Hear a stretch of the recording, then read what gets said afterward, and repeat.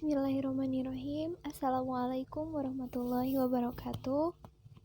Saya Nadia Nuri Silmiah. Di sini saya akan menjelaskan mengenai konsep dasar air. Air merupakan senyawa kimia dengan rumus kimia H2O, terdiri dari hidrogen sebanyak 11,188% dan oksigen sebanyak 88,812%. Satu molekul air tersusun atas dua atom hidrogen yang terikat secara kovalen pada satu atom oksigen. Nah, selain itu, air memiliki peran strategis di bumi ini. Yang pertama, untuk memenuhi sebagian besar isi bumi menjadi bagian terbesar dari sel makhluk hidup, baik itu manusia, tumbuhan, hewan, dan protista.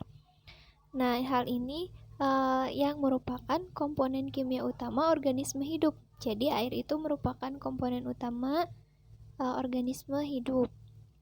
Selain itu, pentingnya air yang lain diantaranya yaitu bagian dari fluida yang sangat penting bagi kehidupan. Tentu sangat penting bagi kehidupan karena kalau misalnya tidak ada air di bumi ini, maka kehidupan akan terasa sulit. Bahkan sulit adanya kehidupan di muka bumi ini. Kemudian, bagian dari fungsi ekosistem yang tak tergantikan selanjutnya dibutuhkan untuk domestik seperti pertanian, dan industri, berfungsi sebagai pembersih alami, dan setiap orang membutuhkan minimal 2,5 meter kubik air per hari. Jadi, air itu sangat penting bagi semua kehidupan, baik kehidupan dari mulai tubuh kita sendiri, organisme lain, dan kehidupan sehari-hari di muka bumi ini. Nah, ketersediaan air di muka bumi ini, bumi mengandung 325 juta kubik mil air yang meliputi 71% permukaan bumi. Jadi di bumi ini sebanyak 71% permukaan bumi itu merupakan air. Kemudian 97% air di bumi berupa air asin. 2,5%-nya berupa air tawar dan 0,77%-nya tersedia untuk pemenuhan kebutuhan manusia. Jadi yang paling banyak di muka bumi ini yaitu air asin atau bisa kita katakan juga air laut sebanyak 97%. Nah, di sini digambarkan bahwa sebagian besar dalam tubuh kita adalah air. Mengikuti kajian para ahli kesehatan, bahwa 2/3 tubuh manusia itu terdiri dari air. Air yang merupakan media bagi segala proses biokimia dalam tubuh. Oleh karena itu, kebersihan air minum menentukan kesehatan seseorang. Di sini ditunjukkan bahwa tadi kan 2/3 tubuh manusia itu terdiri dari air dan memerlukan air. Seperti pada otak itu terdapat 75%. Jantung 75%, paru-paru 86%, hati 83%, buah pinggang 83%, otot kita 75% dan darah 83%. Menurut para ahli kesehatan, manusia bisa hidup tanpa makan selama 17 hari, tapi tidak bisa hidup lebih dari 3 hari tanpa minum air. Air merupakan bagian yang paling utama di dalam tubuh kita. Semua organ dan sel-sel kita mengandung banyak air seperti yang ditunjukkan pada gambar di atas. Begitu banyaknya persentase air yang dibutuhkan oleh anggota tubuh kita. Nah, di sini berapa banyak kebutuhan air tersebut? Nah, menurut rata-rata orang dewasa yang memiliki berat badan 80 kg dan kebutuhan airnya itu 60%. Maka jika dihitung yaitu sebanyak 48 kg atau 48 liter air yang dibutuhkan oleh seorang pria dewasa dengan berat badan 80 kg. Nah, di mana saja air tersebut itu berada atau dibutuhkan dari banyak bagian tubuh kita, diantaranya yaitu pada paru-paru sebanyak 90% air, pada darah 82%, pada kulit 80%, pada otot 75%, pada otak 70%, dan pada tulang 22%. Kemudian dalam konsep dasar air dijelaskan juga struktur air. Nah, air ini terdiri dari 2 atom hidrogen dan 1 atom oksigen yang membentuk ikatan hidrogen. Molekul air atom ini disusun membentuk 105 derajat Celcius. Jarak antar inti H dan O adalah 0,0957 nanometer. Bentuk quadrupole berbentuk bulat dengan garis tengah 0,276 nanometer. Inti oksigennya membentuk quadrupole. 2 muatan negatif dan 2 muatan positif membentuk sudut tetrahedron. Pemisahan muatan dalam molekul air, maka daya tarik-menarik antara molekul yang bertetangga yaitu dari gaya van der Waals yang normalnya. Sifat fisik air, untuk tadi struktur air bisa juga dikatakan dengan sifat kimia dari air.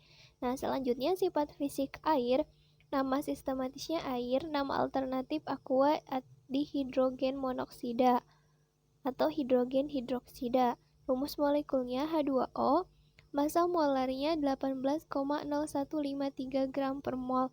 Densitas dan fasanya 0,998 gram per cm kubik, yang pada keadaan cair di 20 derajat Celcius, dan 0,92 gram per cm kubik pada keadaan padat. Memiliki titik lebur sebanyak yaitu 0 derajat Celcius dan titik didihnya pada 100 derajat Celcius. Memiliki kalori jenis sebesar 4184 Joule per kilogram Kelvin. Kemudian sifat air tubuh. Nah, air kan memiliki panas jenis, panas penguapan, dan daya hantar yang tinggi. Nah, hal itu sangat berperan penting untuk mengatur suhu tubuh. Jadi dari sifat-sifat air yang seperti panas jenisnya, panas penguapannya, dan daya hantarnya yang tinggi itu sangat berperan penting dalam pengaturan suhu tubuh kita. Kemudian air juga merupakan pelarut terbaik untuk solut polar dan ionik. Jadi dalam tubuh kita kan banyak sekali nanti masuknya beberapa senyawa kimia atau molekul lain, dan air yang merupakan pelarut terbaik untuk zat-zat larut tersebut. Kemudian media transport pada sistem sirkulasi ruang di sekitar sel seperti intravaskuler dan interstisium dan intrasel. Selain itu juga sebagai media reaksi biokimia.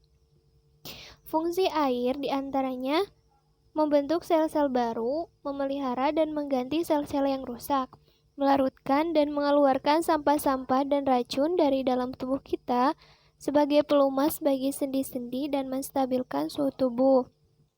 Dan selain itu juga sebagai katalisator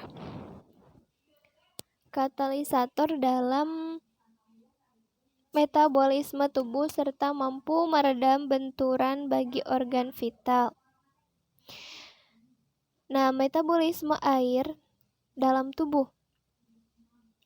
Air merupakan bahan organik dan inorganik polar di dalam tubuh yang bereaksi di dalam cairan yang sebagian besar adalah air, yaitu sebanyak 45% sampai 70%. Molekul esensial untuk kehidupan bersifat melarutkan dan mengubah sifat biomolekuler seperti asam nukleat, protein, karbohidrat dengan membentuk ikatan hidrogen dengan bagian yang polar dengan molekul tersebut. Jumlah air dalam tubuh itu dapat berkurang dan dapat bertambah tergantung dari usia dan lipidnya. Nah, di sini ditunjukkan kebutuhan air sesuai dengan usia. Di sini contohnya bayi prematur itu sebanyak 80%. bayi 3 bulan 70%, bayi 6 bulan 60%. Untuk anak balita 1-2 tahun itu 59%. Untuk remaja 11-16 tahun yaitu 58%. Untuk dewasa itu 58-60%, dan dewasa dengan obesitas yaitu sebanyak 40-50%. Dewasa kurus 70-75%. Ini jumlah air dalam tubuh menurut usianya. Jadi dapat dilihat bahwa dalam bayi yang prematur jumlah air dalam tubuhnya itu paling banyak dibandingkan dengan pada usia lain.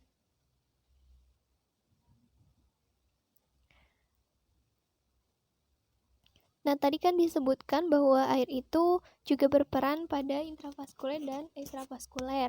Nah, pada intravaskuler seperti pada plasma, ekstravaskuler itu pada interstisial, limfa, cairan jaringan ikat, cairan transseluler, otak, kelenjar ludah, dan kelenjar pencernaan. Mungkin hanya itu yang dapat saya sampaikan. Terima kasih atas segala perhatiannya dan mohon maaf atas segala kekurangan dan kesalahannya. Wassalamualaikum warahmatullahi wabarakatuh.